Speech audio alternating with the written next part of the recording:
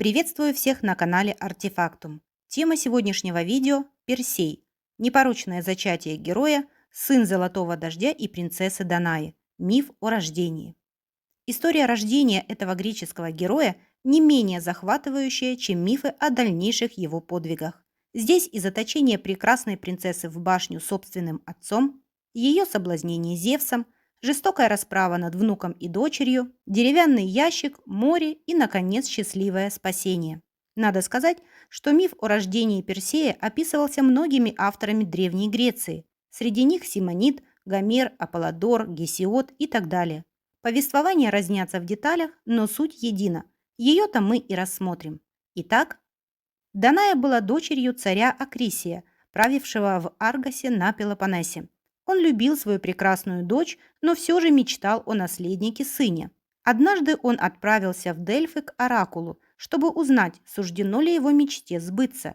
Но там он получил предсказание, от которого навсегда лишился покоя. У Акрисия не только никогда не будет сына, но самое страшное, ему была предсказана смерть от рук собственного внука, сына его любимой дочери Данаи. После этого отношение к дочери у отца изменилось. Если раньше он гордился ею и мечтал о замужестве, то теперь его мучили только страхи за собственную жизнь. В конце концов, Акрисий решил скрыть дочь от чужих глаз. Он заточил ее в бронзовую башню глубоко под землей, оставив одно единственное окно за решеткой. Данае нельзя было покидать свою темницу, никто к ней не допускался, и стража следила за ней днем и ночью. Однажды прекрасную узницу увидел Зевс. Он пожалел ее и полюбил. Зевс спустился с небес и проник через решетку золотым дождем. От их тайного союза Даная родила сына и назвала его Персей. Интересная деталь к слову. В средние века миф о Данае активно развивался в христианской трактовке. Он преподносился как идея о непорочном зачатии, а сама Даная – как символ целомудрия.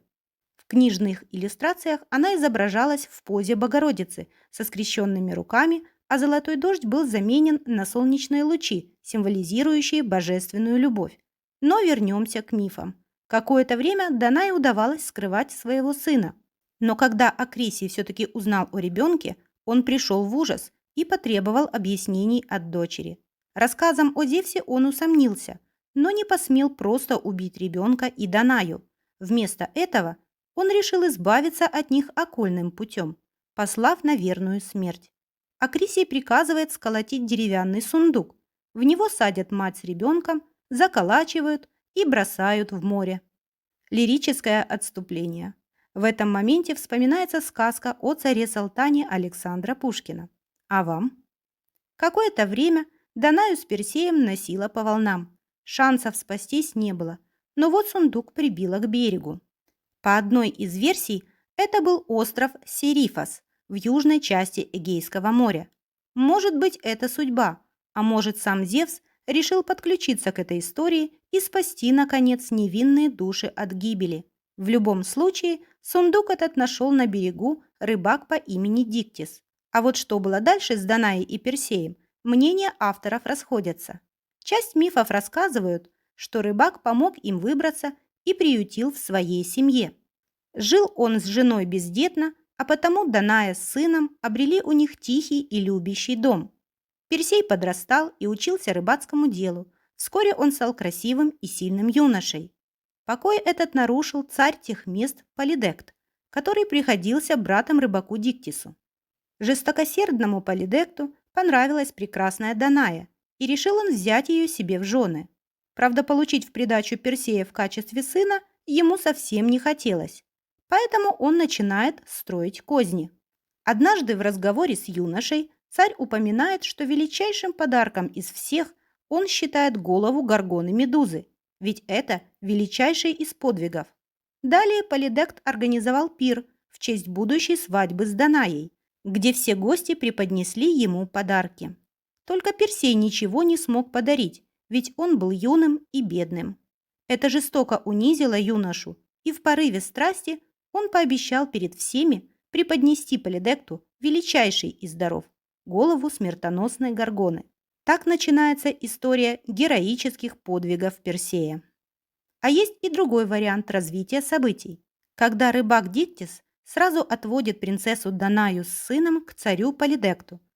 Персей вырастает при царском дворе и постепенно затмевает своей красотой, силой и отвагой всех юношей острова. Царь задумывает жениться на Данае, которая, кстати, его терпеть не может, а Персей заступается за мать и грозит царю гневом самого Зевса. Полидект прислушался к этим угрозам, но потребовал от юноши доказательств. Если Персей – сын верховного бога, то есть великий герой и полубог, то пусть совершит великий подвиг. Именно поэтому он дает Персею задание доставить во дворец голову самой Медузы Горгоны. Вот так в мифах описана история рождения одного из самых популярных героев Древней Греции. Что касается принцессы Данаи, то она так и не выйдет замуж за жестокого и коварного царя Полидекта.